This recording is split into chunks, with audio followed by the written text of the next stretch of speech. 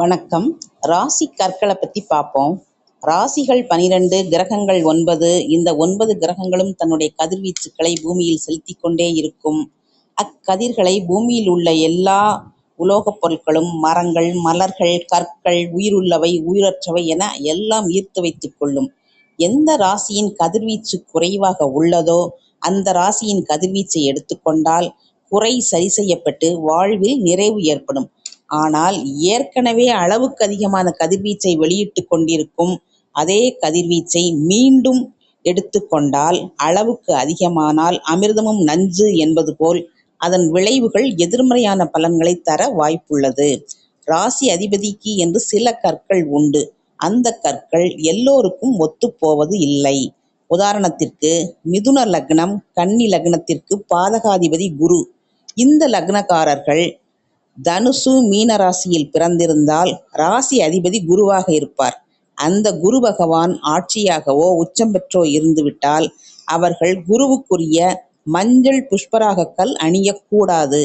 அதையும் மீறி அணிந்தால் குரு திசை அல்லது புத்தி அந்தரம் நடக்கும் வேளையில் படாத பாடு பட்டுவிடுவார்கள். குரு ஏற்கனவே உச்சம் பெற்றிருந்தால், ஆட்சி உச்சம் பெற்றிருந்தால் அந்த கிரகத்தின் கதிர்வீச்சு அதிகமாக இருக்கும். குருவுக்கான ராசிக்கல் மோதிரம் அணியும் போது அதுவும் குருவின் கதிர்வீச்சுகளை வாங்கி வைத்திருக்கும். இப்ப என்ன ஆகும்? குருவின் பவர் எக்கச்சக்கமா ஆகி போகும். மிதுன, கன்னி லக்னதாரர்களுக்கு குரு யாரு? பாதகாதிபதி.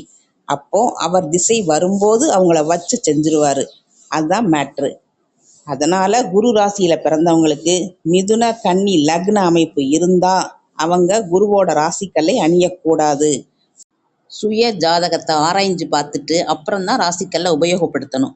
அதே மாதிரி அதிர்ஷ்ட கற்களை அணிஞ்சா உடனே கோடி கோடியா கொட்டும் அப்படின்னு நினைக்காதீங்க.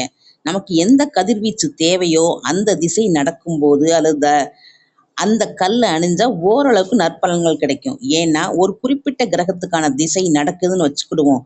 அந்த திசை புத்திகளால் ஆனது, புத்தி அந்தரங்களால் ஆனது. இப்படி ஒரு திசையிலேயே பல பிரிவுகள், அதாவது புத்திகள், அந்தரங்கள், சூட்சுமம் எல்லாமே இருக்கும். அப்போ ஒரு குறிப்பிட்ட கிரகத்துக்கான கல்லு புத்திநாதனுக்கு அல்லது அந்தர சூட்சுமநாதனுக்கு ஆகாம இருக்கலாம். அப்போ கெடுபலன்கள் ஏற்பட வாய்ப்பு இருக்கு. அதனால நல்லா ஆராய்ஞ்சு பார்த்துதான் இந்த ராசிக்கல்லை உபயோகப்படுத்தணும். எல்லோருக்கும் ஒன்று போல் ஒத்து வருவதில்லை இந்த ராசிக்கற்கள்.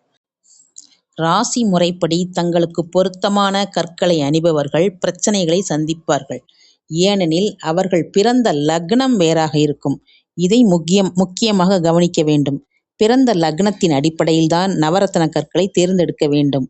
கிரகங்களுக்கு ஏற்றவாறு நவரத்ன கற்களை அணிவதாலும் குறிப்பிட்ட நேரத்தில் தசை, திசை, புத்தியை ஆளும் கிரகத்திற்கு ஏற்றவாறும் கற்களை அணிவதாலும் ஒரு நபர் தசா புத்தி தரும் விளைவுகளை பொறுத்து நல்லது அல்லது கெடுதலான விளைவுகளை அனுபவிப்பார். சில மக்கள் நவரத்தினங்களால் ஆன மோதிரங்களை அணிகிறார்கள். இத்தகைய ஒரு மோதிரத்தை அணிவதால் எந்த கிரகங்கள் அவருக்கு நன்மை தருகின்றன, எவை நன்மை தருவதில்லை என்பதை அவர்கள் அறியாததால் அவர்கள் கஷ்டங்களை அதிகமாகிறது. அதனால் இத்தகைய மோதிரங்களை அணிவது நன்மை தருவதில்லை. கிரகங்களுக்கு ஏற்றவாறு ஒரு நபர் கற்களை தேர்ந்தெடுக்கும் போது 6, 8, 12வது வீடுகளில் அத்தகைய கிரகங்கள் இருக்கக்கூடாது. அத்தகைய வீடுகளை அவை குறித்து காட்டவும் கூடாது. அத்தகைய வீடுகளுடன் அவை எந்த விதமான சம்பந்தமும் கொண்டிருக்கக்கூடாது.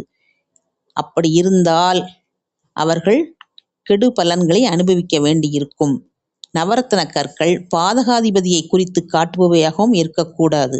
ஆகவே அனுபவம் உள்ள ஜோதிடரால் சரியாக ஆராயப்பட்டு அவரால் சொல்லப்படும் ஒரு நவரத்ன கல்லை மட்டுமே நீங்கள் அணிய வேண்டும். நவரத்ன கற்கள் மிக பெரிய அதிர்ஷ்டத்தை தரும் என்னும் நம்பிக்கையின் அடிப்படையில் ஒருவர் நிறைய பணம் செலவழித்து ஏதோ ஒரு கல்லை வாங்க ஆசைப்படக்கூடாது. இதனால் கஷ்டங்கள் தான் வரும்.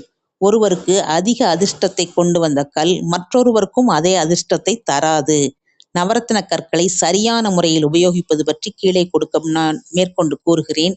இதை பின்பற்றியும் தங்களது பிறந்த லக்னத்திற்கு பொருத்தமானதும் ஆகிய கற்களை உபயோகித்தால் அந்த நபர்கள் மேலும் அதிக சிறப்பையும் லாபத்தையும் அவர்களது நல்ல நேரங்களில் பெற்று மகிழ்ச்சி அடைவார்கள். அடுத்த பதிவில் ஒவ்வொரு லக்னத்திற்கும், மேஷம், ரிஷபம் என்று வரும் ஒவ்வொரு லக்னத்திற்கும் எத்தகைய கற்களை அணிய வேண்டும் என்பதை இனிமை ஜோதிடம் சேனலில் கூறுகிறேன். தங்களது அன்பான ஆதரவையும் கொடுத்து சப்ஸ்கிரைப் செய்து கொள்ளுங்கள் நண்பர்களே. நன்றி, வணக்கம்.